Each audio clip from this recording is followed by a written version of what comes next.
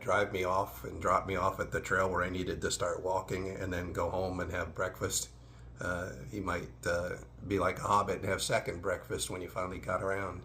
But days were definitely a little bit easier for him. He would drop me off, go have breakfast, and then he would go to a local library or a park, and he would sit and read. He loves to read. We all love to read in my family. So much more relaxing days for him.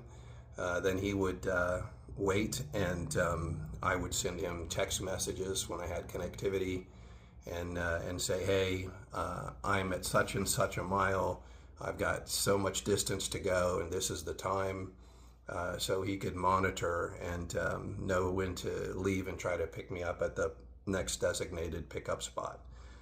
So much easier days for him rather than being out there humping down the canal in the hot sun without shade. But still, having him made it so much easier on me, and I'm so appreciative of my brother for helping me out. So C111, I'm going to call it the C111, even though it changes names.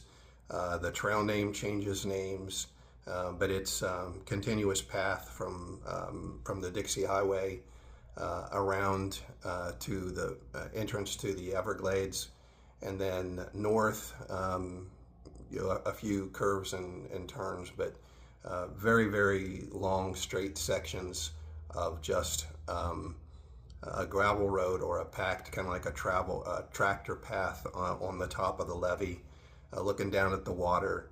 One good thing was that you were up enough that you could get a breeze, so any wind gave you a nice cooling breeze. But still, you're in the sun.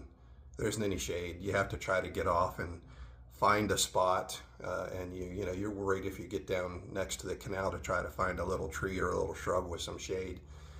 Because everybody's worried about the alligators and snakes, and so it was different. Had a couple of vehicles pass me walking on the dikes. One was a python hunter telling me it was breeding season and the pythons would be out and moving around, and asked me if I'd seen any, and I hadn't. The only python I saw on the whole trip was about 6 feet long and about half an inch thick because it had been run over on the road.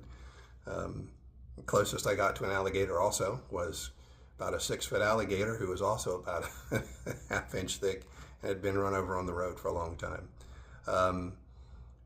There's nothing great, nothing fancy about walking on the dikes or the levees, whatever you want to call them. You can walk generally on a flat area down by the water, and then the dikes come up and there's a road up there. Sometimes there's kind of like a road on both sections. Just take your pick, and it is just not exciting walking, not a lot to see, but I will share some photos. The beautiful part was looking out over the Everglades.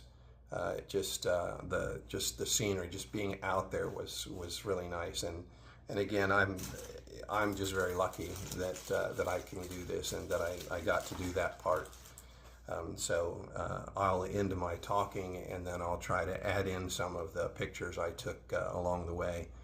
But that's 3 or 4 days of the hiking for this just one video, trying to piece together different parts of that and access where I could be picked up and then dropped off again, sometimes heading north to do the section, sometimes doing the next section heading south to get all the way up to 41, and 41 takes you straight west to the swamp. And that section was 2 days, and there's not a lot great about that either, as far as there's points of interest. There's the Value Jet Flight Memorial that crashed in the Everglades years ago. The one tricky thing anytime you're hiking along where there are canals is looking ahead and making sure you know where you can cross and how far it's going to be until you get to that spot. You don't want to be at the end of the day on one side of the canal, no way to get across to your pickup driver, to your support vehicle. You don't want to get stuck out there. So whenever you're hiking along, be sure to look at the maps and know the places where there's a road across, or a bridge across that you can walk on. Once we got to 41 and I was walking, we'd looked ahead, both of us, on our maps, and found two different locations where there were bridges that looked like pedestrian bridges that went over the canal. Those bridges were closed and dilapidated. One of them existed because years ago that had been one of the Everglades boats with the big fan, I forget what you call them. So people would park by the building on the freeway, and then they would walk across this pedestrian bridge to get to where the airboat was, and climb on. And that bridge was dilapidated. It was closed, chain link across the end of it, and the business had been out of business for quite some time. The dock where the boats came in was falling apart, and the little canal there was full of a lot of growth.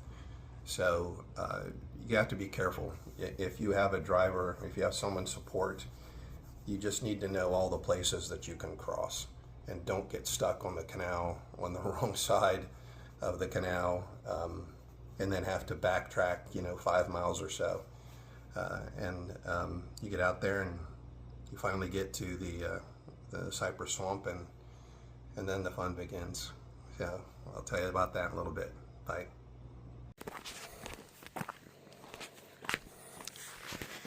Morning, everybody. One penny here on a very early morning start, heading north from the entrance to the Everglades towards 41. It's 25 miles, and the original plan was to try to do all that in one day. But you're trying to deal with the reality of having these blisters all over my feet, and some other painful issues in my knees and hips and other things. So there's an access point 17 miles in. I'll probably head to that one, and then I think there's another one, so maybe 19 miles in. There's a chance I might try for that one, but 17 miles is looking probably like the best bet. A little shorter day than I've been doing.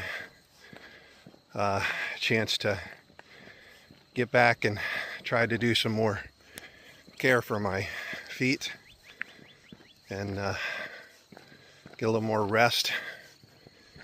Last night, long day, getting through the last section. I was so tired. I could see my brother pull in a half mile ahead, and I couldn't make it without sitting down and resting. So all I did was grab some food on the way home, got back to the hotel, took a shower, and basically went to bed. So pretty demanding, pretty tiring, but once again, man, how lucky am I? Look at this. This is beautiful. Sun's not up yet. Tiny little sliver moon up in the sky. I don't know if you can see it or not. The trail out behind me. That tower is where I started this morning. It's some farming fields where farming encroaches into the Everglades a good bit.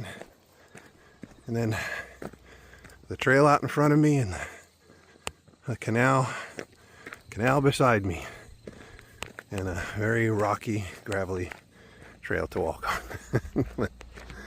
The weather's beautiful. It's only 65, much better temperature, but hopefully can get through this before temperatures get far up into the 70s again. I think 75, 76, 77, is supposed to be the high today. Those are the temperatures that just kill me.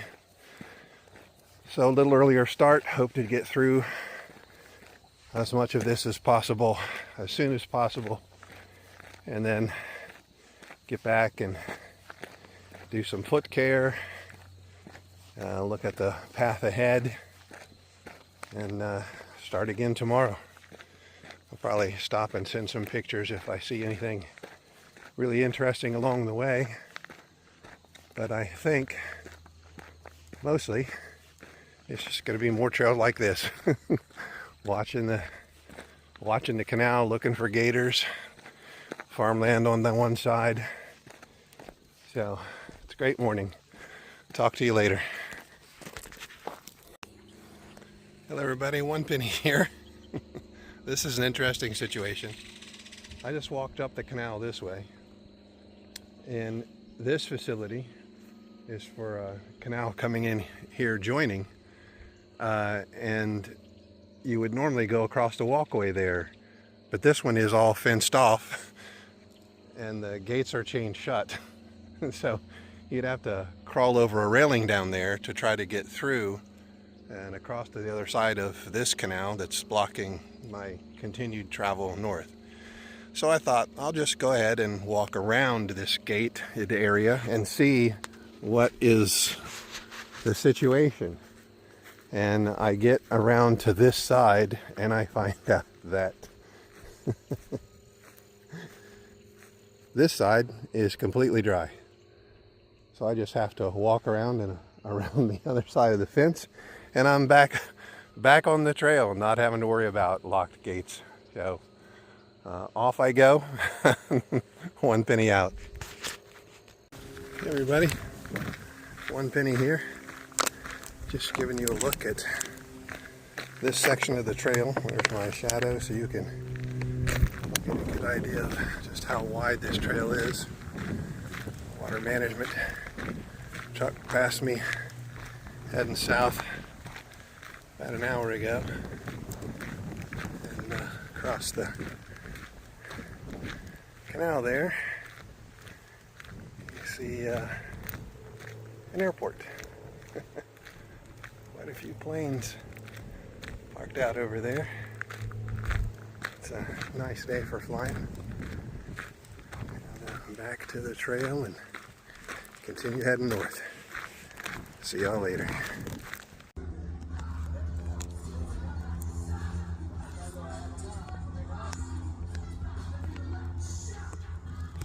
Florida tax dollars hard at work. Listen to some nice rap while they're inspecting the equipment.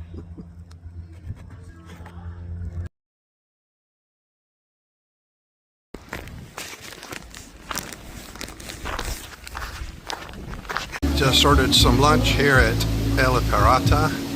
Some pork, rice and beans. Liking the decor. This is really just a roadside stand. But I'm looking forward to having some good Cuban pork.